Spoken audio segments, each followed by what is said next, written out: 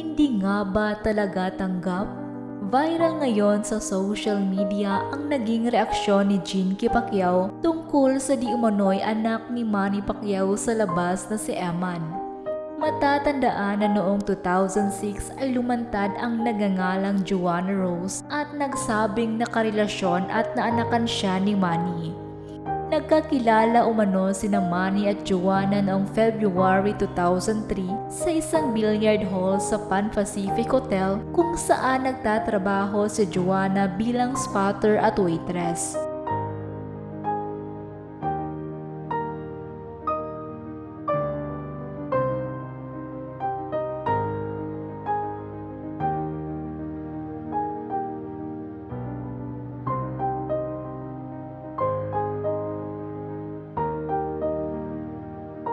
Ang kabaitan at pagiging malambing daw ni Manny ang dalawa sa mga dahilan kaya pumayag si Joanna na makipagrelasyon sa kanya. Ito ay kahit alam niya na may asawa at mga anak ang sikat na Filipino boxer. Nang mabuntis umano si Joanna noong May 2003, pinahinto raw siya ni Manny sa pagtatrabaho at pinalipat sa ibang bahay para makaiwas sa mga chismis. Ang pangalan ni Manny ang nakalagay sa baptismal certificate bilang ama ng bata. Ngunit talaga nga bang hindi tanggap ni Jinky ang anak sa labas ng kanyang asawa na si Manny? Usap-usapan nga ngayon ng mga netizens ang latest vlog ni OG Diaz tungkol kay Jinky Pacquiao sa kung paano nito itrato si Eman. Gaano kaya katotoo na tanggap naman daw ni Jinky ang pagkilala ni Manny Pacquiao sa kanyang anak sa labas na si Eman? Sa showbiz update ni OG Diaz, isang source ang nagsabing okay lang kay Jinky na suportahan ni Manny ang anak daw nitong si Eman Bacosa.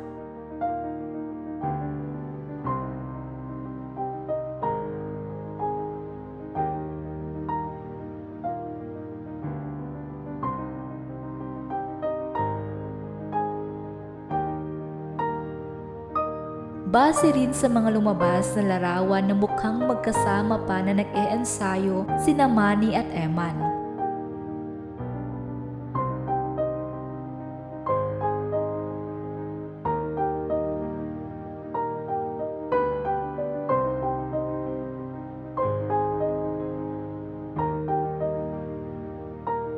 Matatandaang kamakailan ay lumabas ang mga larawan ni Senator Manny na kasama si Eman. Makikita rin sa mga larawan na tila susunod si Eman sa yapak ng ama pagdating sa boxing. Lumaban na sa loob ng boxing ring si Eman kung saan sumali ito sa blow-by-blow event na iniesponsoran ng MP Promotion ni Pacquiao. Hindi lingid sa lahat na may kalokohan si Pacquiao noon. Sugal, babae, inom, napagdaanan umano niya lahat iyan. Ngunit tinalikuran niyang lahat ito nang siya ay pumasok sa Evangelical Protestant matapos di umano'y managinip kung saan nakita niya ang dalawang anghel at narinig ang tinig ng Diyos. Nang siya ay magbago, ipinasara ni Manny ang mga bilyaran, sabungan at kasino na may kaugnayan sa kanya at binago niya ang kanyang buhay ayon sa kanyang paniniwala. Samantala, makikita rin naman sa mga social media post ng asawa ni Manny na si Jinky Pacquiao na masaya ito kasama ang kanyang pamilya.